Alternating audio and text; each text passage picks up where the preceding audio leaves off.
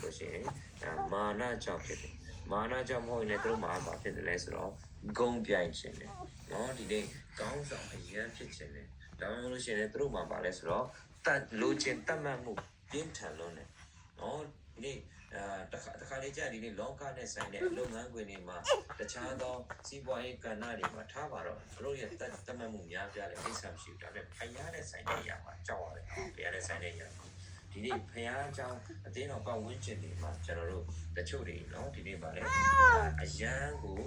လူချင်းတတ်မှတ်ပြင်းထန်လုံးတဲ့အတွက်ကြောင့်ကြီးမားတဲ့ပြဿနာကြုံရတယ်ဆိုပေါ်ပြချင်တာဖြစ်တယ်။အဲကျွန်တော်တို့အခုဒီအရာနဲ့ပတ်သက်ပြီးတော့ဟုတ်ပြီရှောလူအကြောင်းကျွန်တော်ကြည့်အောင်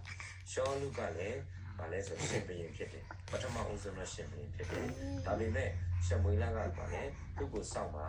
နော်သူပြန်လာတဲ့ဒီစောင့်ပါဒါပေမဲ့ तू က6ရက်တောင်စောင့်တယ်ဒါပေမဲ့နောက်ဆုံး1ရက်ဖြစ်တယ်ဣဒေလာကြီးသူ့ရဲ့စစ်သားတွေကပြေးကုန်တယ်နောက်ပြီးတော့ဗာလဲဖိလိပ္ပိတက်တွေ